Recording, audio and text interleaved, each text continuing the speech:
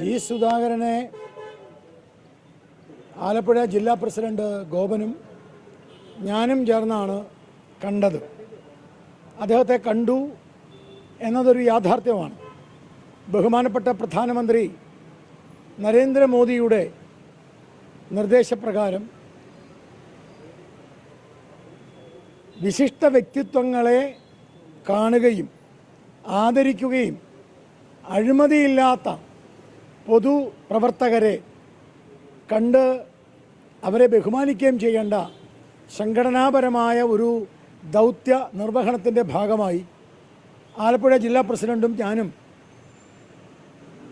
G Sudhakaran എന്ന സത്യസന്ധനായ കമ്മ്യൂണിസ്റ്റിനെ അഴിമതിയില്ലാത്ത പൊതുപ്രവർത്തനം നടത്തുന്ന ജി സുധാകരൻ എന്ന മുൻ മന്ത്രിയെ കാണുവാൻ തീരുമാനിച്ചു. അദ്ദേഹത്തോട് അനുവാദം ചോദിച്ചു. അങ്ങയെ കാണണമെന്ന് ആഗ്രഹിക്കുന്നു, അങ്ങയെ ആദരിക്കണമെന്ന് ആഗ്രഹിക്കുന്നു. ഏകാത്മ മാനവ ദർശനം എന്ന ഭാരതീയ ജനതാ പാർട്ടിയുടെ അടിസ്ഥാന മൂലഗ്രന്ഥം, പ്രത്യയ ശാസ്ത്ര ഗ്രന്ഥം അദ്ദേഹത്തിന് സമ്മാനിക്കുവാൻ വേണ്ടിയാണ് പോയത്. പക്ഷേ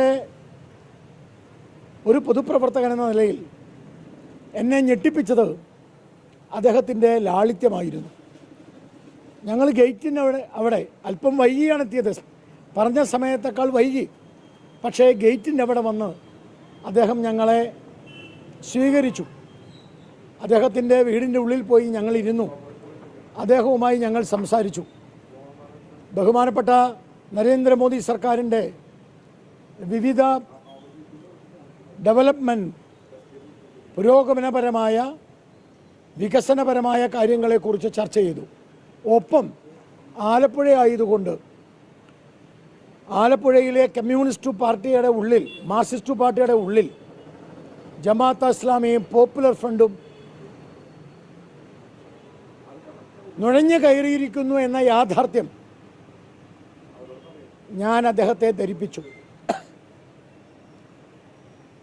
പോപ്പുലർ ഫ്രണ്ടിൻ്റെ, ജമാഅത്തെ ഇസ്ലാമിയുടെ രാജ്യദ്രോഹ പ്രവർത്തനത്തിൻ്റെ ചുക്കാൻ പിടിക്കുന്ന ഈ സംഘടനകളിലെ പലരും കമ്മ്യൂണിസ്റ്റ് പാർട്ടിയുടെ നേതൃത്വത്തിൽ ആലപ്പുഴയിൽ വന്നിരിക്കുന്നത് സമാനതകളില്ലാത്ത പ്രതിസന്ധി കമ്മ്യൂണിസ്റ്റ് പാർട്ടി നേരിടുന്നു എന്ന ഇന്നത്തെ പശ്ചാത്തലത്തിൽ ഏറ്റവും പ്രസക്തമാണ്.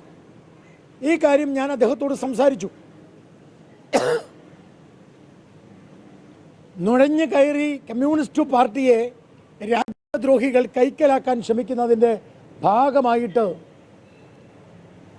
ആലപ്പുഴ ജില്ലയിൽ വ്യാപകമായ പ്രശ്നങ്ങളുണ്ട് എന്ന കാര്യം ഞാൻ അദ്ദേഹത്തോട് ധരിപ്പിച്ചു. മൗനം സമ്മതമാണ് എന്ന വാക്യം ശരിയാണെങ്കിൽ അദ്ദേഹം അത് അംഗീകരിക്കുകയായിരുന്നു മൗനത്തോടെ.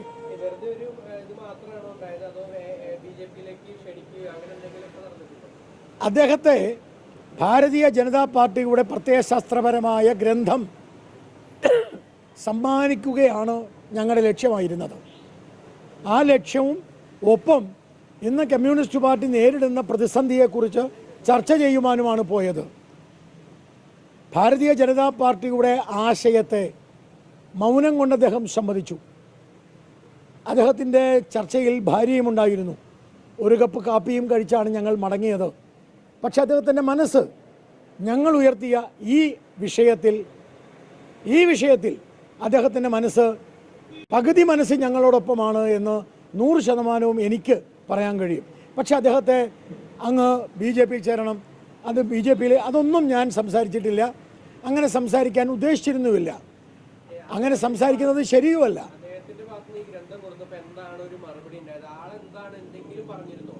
അദ്ദേഹം തീർച്ചയായിട്ടും ഭാരതീയ ജനതാ പാർട്ടിയുമായി ബന്ധപ്പെട്ട ഈ ഗ്രന്ഥം ഞാൻ വായിക്കും, ഞാൻ കേട്ടിട്ടുണ്ട്.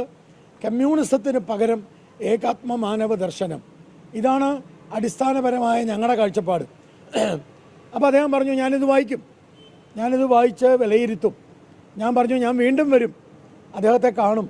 പക്ഷേ ഗ്രന്ഥം കൊടുത്തു. പക്ഷെ അതിനേക്കാൾ കൂടുതൽ ആലപ്പുഴ ജില്ലയായതുകൊണ്ട് കമ്മ്യൂണിസ്റ്റ് പാർട്ടി നേരിടുന്ന സമാനതകളില്ലാത്ത പ്രതിസന്ധി, അധികാര ധാർഷ്ട്യം, അഴിമതി, ഇതിലൊക്കെ ഖിന്നനാണ് സുധാകരൻ ജി സുധാകരൻ എന്നെനിക്ക് ബോധ്യമായിട്ടുണ്ട്.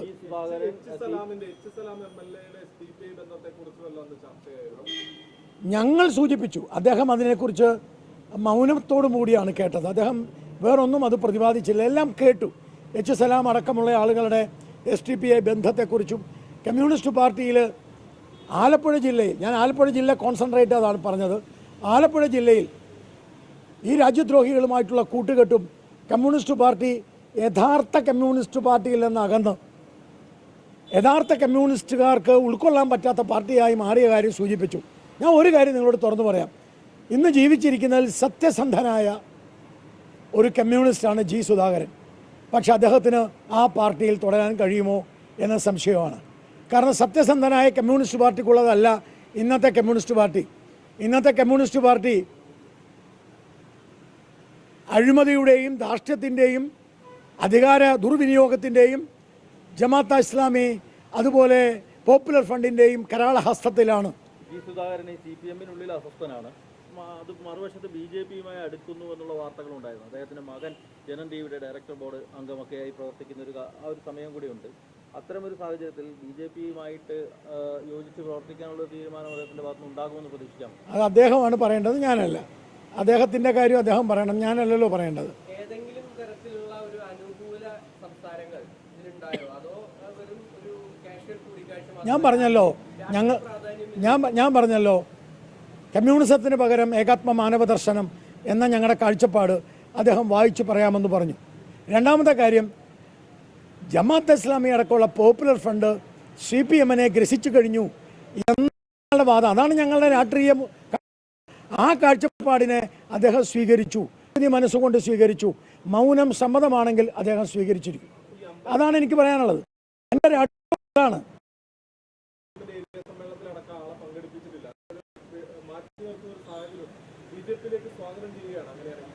അല്ല, BJP-യിലേക്ക് ഇന്നലെ BJP-യുടെ സംസ്ഥാനത്തിൻ്റെ മുൻ സംസ്ഥാന പ്രസിഡന്റ് PK കൃഷ്ണദാസ് അദ്ദേഹത്തെ സ്വാഗതം ചെയ്തിട്ടുണ്ട്. BJP-യിലേക്ക് ഇവരെ എല്ലാവരെയും സ്വാഗതം ചെയ്യുക, പക്ഷെ ആ തീരുമാനം എടുക്കേണ്ട അദ്ദേഹമാണ്. പറഞ്ഞു വരുന്ന ഒരു സത്യസന്ധനായ കമ്മ്യൂണിസ്റ്റിന് കമ്മ്യൂണിസ്റ്റ് പാർട്ടിയിൽ തുടരാൻ കഴിയില്ല എന്നുള്ളതിൻ്റെ തെളിവാണ് അദ്ദേഹത്തെ പാർട്ടി സമ്മേളനത്തിൽ നിന്ന് മാറ്റിയെടുത്തിരിക്കുന്നത്. കൃത്യമായ ഡേറ്റ് പറയാൻ പറ്റില്ല, ഒരു 3-4 മാസമായിട്ടുണ്ടാവും.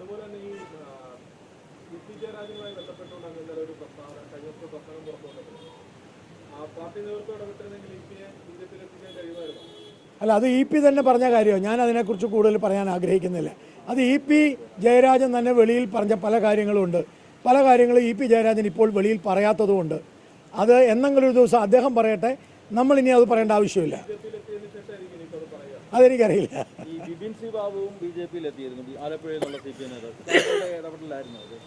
അല്ല, ഇതൊക്കെ ഞങ്ങളുടെ എല്ലാവരുടെയും ഇടപെടലിൻ്റെ ഭാഗമാണ്. പക്ഷേ ബിപിൻ ബാബു പറഞ്ഞത് ഈ ജമാഅത്തെ ഇസ്ലാമിയും പോപ്പുലർ ഫണ്ടും CPM-നെ ഗ്രസിച്ചു എന്ന യാഥാർത്ഥ്യം, അത് ബിപിൻ ബാബു പറയുന്നതിന് മുമ്പ് ജി സുധാകരൻ അഡ്മിറ്റ് ചെയ്തതാണ്. അത് തന്നെയാണ്. ഞാൻ ഒരു കാര്യം കൂടി പറയാം. പാലക്കാട്ടെ തെരഞ്ഞെടുപ്പുമായി ബന്ധപ്പെട്ട് പിണറായി വിജയൻ്റെ വാക്കുകൾ ആരുടെ വാക്കാണ്? പിണറായി വിജയൻ്റെ വാക്കുകൾ BJP-യുടെ വാക്കുകളാണ്. BJP ഇന്നലെ വരെ പറഞ്ഞതാണ് പാലക്കാട് സമ്മേളനത്തിൽ പിണറായി വിജയൻ പറഞ്ഞത്. ഞങ്ങളിവർ രാജ്യദ്രോഹികളെന്ന് പറഞ്ഞു. പിണറായി വിജയൻ്റെ പ്രസ്താവന എന്താ? കോൺഗ്രസ്സുകാർ രാജ്യത്തെക്കുറിച്ച് ആലോചിക്കണ്ടേ ഇവരുമായി സഖ്യം ചേരുമ്പോൾ എന്നാണ്. അത് രണ്ടും ഒരേപോലെയല്ലേ? ഞങ്ങളുടെ വാക്കാണ് പിണറായി വിജയൻ പറഞ്ഞത്, യാതൊരു സംശയമില്ല. ഇവരൊക്കെ തന്നെയും ആശയപരമായിട്ട് ചില കാര്യങ്ങളിൽ എല്ലാവരും BJP പറയുന്നത് ശരിയാണ് എന്ന് പറയുന്നതിൻ്റെ തെളിവാണ്. നാളെ കോൺഗ്രസും ഇത് പറയും. അതാണ് പോപ്പുലർ ഫണ്ടിനെ നിരോധിച്ചപ്പോൾ എതിർത്തവരാണ് CPM. അതേ പോപ്പുലർ ഫണ്ട് കോൺഗ്രസുമായി ചേർന്നപ്പോൾ അതിനെ എതിർക്കുകയാണ് CPM. അപ്പോൾ നിങ്ങൾ ആലോചിച്ച് നോക്ക്, BJP-യുടെ കാഴ്ചപ്പാടിലല്ലേ പിണറായി വിജയൻ സംസാരിച്ചത്? അതേ കാഴ്ചപ്പാടിലാണ് ജി സുധാകരൻ സംസാരിച്ചത്. അദ്ദേഹം മൗനം കൊണ്ട് അത് സമ്മതിച്ചു. അതുകൊണ്ടാണ് ഞാൻ പറഞ്ഞത് പകുതി BJP-യുടെ മനസ്സ് ജി സുധാകരനുണ്ട്. അത്രേ എനിക്ക് പറയാൻ പറ്റൂ. അല്ല, വിശിഷ്ട സമ്പർക്കം വരും ദിവസങ്ങളിലല്ല, ഞങ്ങളത് ചെയ്തുകൊണ്ടേയിരിക്കുകയാണ്. പലരെയും ഞങ്ങൾ കാണുന്നുണ്ട്. കോൺഗ്രസ് നേതാക്കന്മാരെ കാണുന്നുണ്ട്, CPM നേതാക്കന്മാരെ കാണുന്നുണ്ട്.